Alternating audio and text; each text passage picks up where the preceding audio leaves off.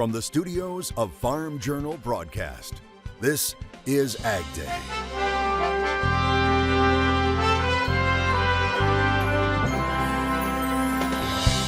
She led with kindness and courage. Kids and youth in our industry has been very special to her. Now her family is making sure her legacy lives on forever in the dairy industry. Things are finally looking up for Florida's orange crop. We'll have the latest expectations for the season, plus moving beyond growing commodities. So I think the sky's the limit. A look inside at what may be the future of ag innovation, right now on AgDay. AgDay, presented by Pioneer. What's next happens when experience meets expertise. Pioneer. What's next happens here. Good morning, I'm Clinton Griffiths. What new things can be created out of ag products? Well, a new lab in South Dakota aims to find out. South Dakota State University officially opening the Poet Bioproducts Center in Brookings. And AgDay's Michelle Rook was there as they cut the ribbon. The new Poet Bioproducts Center is open and will take innovative research projects on bioprocessing and bioproducts and move them to commercial scale. It's a collaboration between SDSU, South Dakota Mines, and industry partners. SDSU President Barry Dunn says it's designed to help farmers raise higher value products instead of commodities. What we need to do, though, to really be part of this bioeconomy is we've got to invest in things like this to really take us into the marketplace, or we're going to continue to be paid commodity levels and be traded at the Board of Trade and have everybody making money off of our products rather than all of us. Poet CEO Jeff Broyne says agriculture holds the key to the new bioeconomy because it's truly regenerative. Just tremendous opportunity to make more raw material to create more bioproducts. So I think the sky's the limit. You can get almost everything from a bushel of corn that you can get from a barrel of oil. And so in the future, that could lead to many things from this facility. South Dakota farmer David Iverson says Chekhov-funded research has developed many new uses for soybeans, but the push for green products will enhance that, leading to higher prices on his farm. That's why he's excited about the Poet Bioproducts Center and Dakota BioWorks. But there's opportunity for those to grow. Some of those are just very small usage. And so if we can find opportunities to get into a market where we can use larger volumes of our soybean oil and or meal on a non-traditional way that will be a large consumption, I think that could be a huge win for agriculture. I'm Michelle Rook reporting for AgDay. All right, thanks, Michelle. One ag bioproduct that appears to be gaining in popularity is soybean oil. In the latest supply-demand report from USDA, forecasters say soybean crush is projected to be 2.3 billion bushels. Now that's up 10 million bushels and is being driven by higher soybean meal exports and soybean oil demand here at home. You've got increases in use of soybean oil into renewable diesel production. It will be interesting to see how this industry evolves between renewable diesel production and more traditional FAME production, which is the smaller plants in the Midwest. And are we going to see more now, or are we going to see additional competition between these folks? It will be interesting to see how this goes forward. But in the short run, it was an upward revision in overall soybean use for biodiesel. In January, U.S. production capacity of renewable diesel and other biofuels reached 3 billion gallons per year, surpassing U.S. biodiesel production capacity for the first time. After a blast of cooler weather last week, along with some rain and snow, what's on the way this week? We get an update from meteorologist Matt Engelbrecht. Yeah, of course, to talk about snow, you also have to talk about some colder temperatures, but not really seeing it on the temperature outlook map. October 18th through the 22nd, so it takes us past the middle point of October. A ridge building back out to the west, bringing some of the warmer temperatures back across those locations as well. This is a trend that has been showing up the last couple of days. The jet stream starting to settle into kind of that ridge, if not trough pattern once again, ridging out here to the west, a slight trough developing off to the east. The difference, as you'll see coming up in just a little bit, is how strong or how deep that trough digs. The digger it digs, the bigger the impacts felt across the United States. So again, we'll take a look at that coming up in just a little bit. Now I want you to take a look at this. Here's a look at what we got. Blake sending this one in from eastern New Mexico and West Texas. Hey Martin, we were just talking about that. We just talked about that location, Midland, Odessa area. And check out these great looking pumpkins. Blake, again, lives and farms in eastern New Mexico and West Texas. He says pumpkin harvest for him is in the books. Hopefully, they will soon be carved into spectacular jack-o'-lanterns. I'll have more forecast coming up. Brent crude surging again to end last week, up to $89 per barrel amid Middle East tensions and sanctions on Russian oil tankers. Now, it added up to a nearly 6% increase for the week. The uptick in oil prices coming as the conflict in southern Israel and Gaza unfolds, intensifying geopolitical risks there in the Middle East. Also, the U.S. imposed its first sanctions on owners of tankers carrying Russian oil priced above the G7's designated price cap of $60 per barrel. Meanwhile, U.S. oil production hit a weekly record. The Energy Information Administration saying weekly crude output climbed to 13.2 million barrels a day earlier this month. Also on the fuel front, the Biden administration is announcing $7 billion towards funding hydrogen hubs in 16 states. Now, some believe the energy source has the potential to replace oil and gas in industries such as shipping, steelmaking, and chemical production. The grants are designed to jumpstart clean hydrogen production here in the U.S., and that money will be distributed to regional hubs comprised of state and local collaborators, hydrogen suppliers, industrial consumers, and energy infrastructure firms. The Biden administration wants to scale up clean hydrogen output to 10 million metric tons of fuel by the year 2030 and then 50 million tons by the year 2050. That's 5 times the amount produced today. We're getting our first look at U.S. orange production forecast for the new marketing year. USDA is forecasting the all orange crop to be 2.74 million tons. That's up 10% from last year. The Florida all orange forecast at 20.5 million boxes. That's up 30% from last season, which is good news considering last year Florida's orange crop was hit hard by 2 hurricanes at the start of the citrus season, causing California to take the lead in orange production. Now, the California all-orange forecast is 44.5 million boxes, up 3%. Regardless, orange juice futures continue to trade at record highs above $385 per hundred. Soybeans started to sink back on Friday following Thursday's big rally. We'll have a look at the week ahead coming up next. And honoring a leader in the dairy industry whose family is continuing her legacy of inspiring the next generation in the country.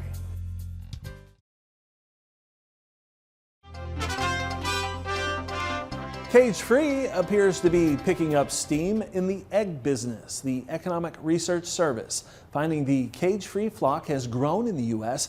as states have enacted legislation banning confinement of hens, and as several retailers and food service providers have pledged to only source eggs from cage-free operations. Now, according to USDA's monthly cage-free shell egg report, the flock increased by more than 10.5 million hens in the first 6 months of this year alone. As a result, cage-free hens have increased as a proportion of the total U.S. flock, expanding from 36% in January to 38% in June. Corn and soybeans soared on Thursday but dropped back to end the week. Michelle Rook has the latest on what we'll be watching this week in Markets Now. Friday's market closes and the grains lower except for Chicago wheat. Darren Fry, Water Street Solutions, joining us. And Darren, corn and soybeans setting back after a big rally on Thursday. And so was some of that profit taking? Yeah, I think so. We pushed up into chart resistance and then really couldn't get through that. And so we saw profit taking to end the day on Friday. Not as bad as a lot of people might have thought. You know, a lot of people just don't have any faith in the market going higher. And if you take a look at how we had sold off going into the report, really the report wasn't that friendly. It wasn't that negative on wheat, and it certainly had a big reaction. And so we saw the markets up strong, and a lot of people just were surprised by that. So holding on to the gains we did, ending Friday was pretty good for the market overall. Yeah, and we should talk about the fact that we couldn't get through $5 on corn, couldn't get above 13 on beans, but we had higher weekly closes. So do you think we can build on that starting this new week? Yeah, I think we can. You know, it's going to be important that by closes this Friday, so a week from now, we're looking higher. I'd like to see beans above 13.17, corn above 5.07, and wheat above 5.96 3/4. If we do that this week, then I would say that you could call some bottoms in these markets, and we'd probably be looking up here as we're turning the corner and then the strong seasonals that kind of kicked in the beginning of October are finally starting to take over and drive. But for now, we haven't proven we can do that. We need to see that this week. Yeah. So, Darren, those are the technicals that we need to keep the momentum going. Fundamentally, what do we need? Fundamentally, we need China to show up. We haven't seen China really show up for corn and beans to the extent that they need to. We know China's been taking corn out of South America. They've been gobbling up a lot of that safrinha from last year. They have bought a lot of our sorghum. They're taking soft red winter wheat off the P&W, but we really need to see them show up for our corn and beans. With the Mississippi River levels being as low as they are, that's part of the problem.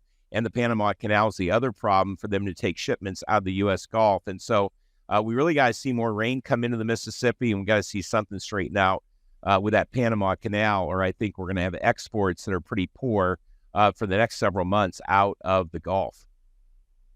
Thanks for joining us here at Water Street Solutions. That's Markets Now, and we'll have more AgDay coming up. For marketing strategies specific to your operation, contact Water Street Solutions at 866-249-2528 or online at www.waterstreetconsulting.com.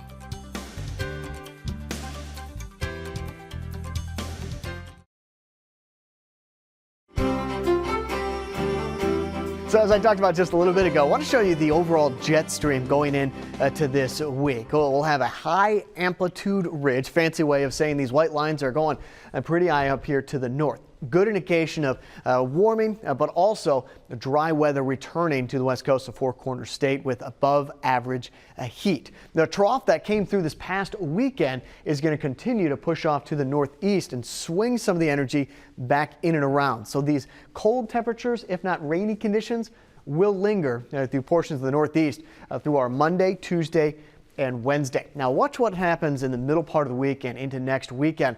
That trough starts to lift off to the north and east. We'll get another one developing back off to the west. But as I mentioned just a little bit ago, the deepness just isn't there with this one. So I'm not expecting major impacts or widespread impacts from this next trough coming through, which means the cold air associated with this trough is going to be limited. It'll be there and it is going to stick around, but it's not going to be as strong of a trough or as deep of a cool down across the nation as the one that we just had this past weekend. There's a jet stream coming up on Friday, so there's going to be the chance for some isolated showers, some scattered thunderstorms developing on the southern side of the U in this. Again, this is going to be Friday and into Saturday. Here's a look at the temperature outlook map once again. So where that trough develops, it's going to result in the possibility of some heat under the ridge on the left side of your screen, and then the trough is back down here towards the bottom part of your screen with the cooler than average temperatures lingering in October into October 22nd. Similar situation with the rain chances as well. October 18th through the 22nd as that trough digs in and across the United States. Rain chances, and we talked about it before, the source moisture, very important this time of year. We're going to draw on some moisture off of the warm Atlantic and of course the warmer Gulf of Mexico, providing some showers and storms. Where that ridge is located, we stay dry back over the Four Corners States. Libby, Montana. We've got some morning clouds leading to some afternoon sun on this Monday, high around 64 degrees. What about Georgia? Partly cloudy skies, high around 63 degrees. And then coming up for our afternoon, mostly sunny in Bristol. Coming up, Machinery Pete takes a look at 4 unique pieces of equipment that recently fetched some interesting prices. We'll look at that next. And later, honoring the legacy of a woman who made a big difference in the dairy industry, in and out of the show ring in the country.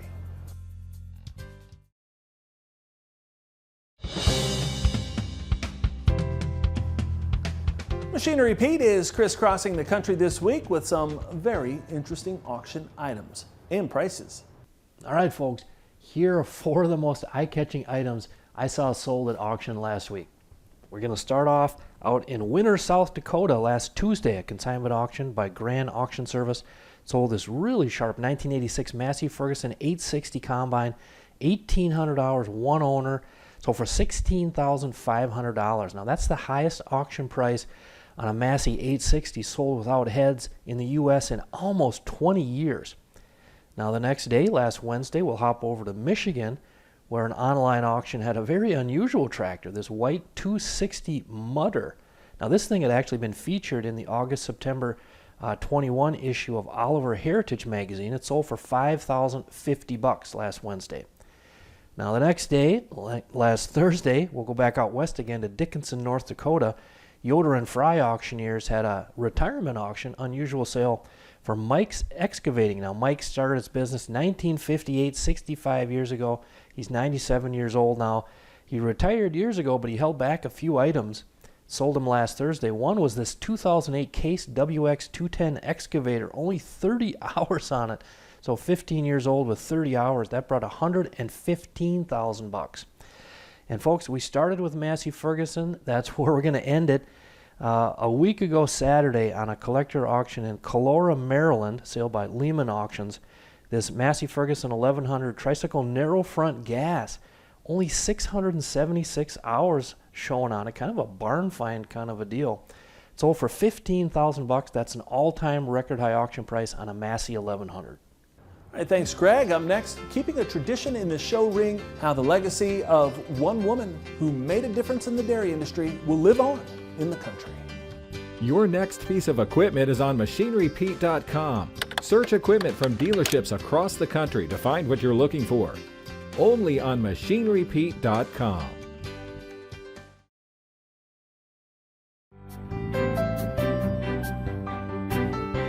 One family wants to fuel the efforts of youth showmanship in the ring by creating a legacy for future leaders.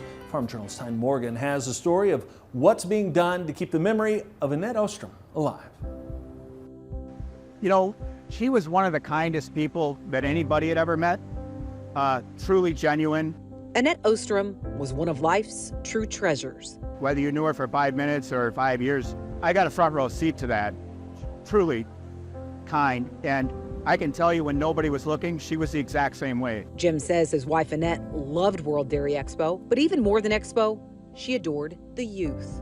She was one of those people that could tell you the ages of the kids running around the grounds. You know, at the show, she can tell you where they placed. And kids and youth in our industry has been very special to her. Jim says his wife was healthy, happy, and simply loving life. But in February of 2022, something just wasn't right. We were walking down the beach on vacation, and she complained of a backache. Not able to get into her family doctor, they called a family friend. By noon on Monday, we had a diagnosis, and it was terminal.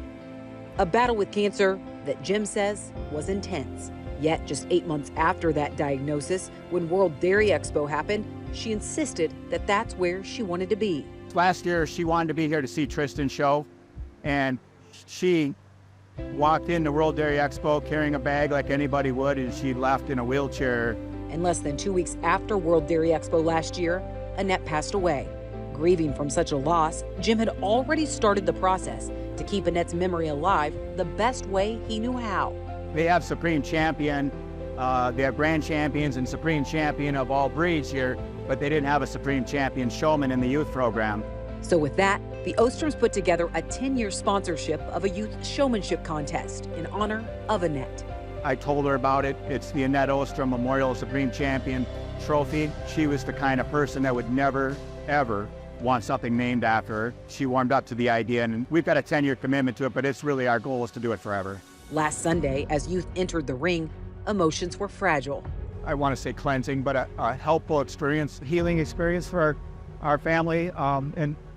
Tristan and my daughter Shelby were standing next to me, and it was really some very special moments. Special moments for not just the Ostroms, but the 8 youth who won, especially for Wesley Winch, the Supreme Champion Showmanship winner.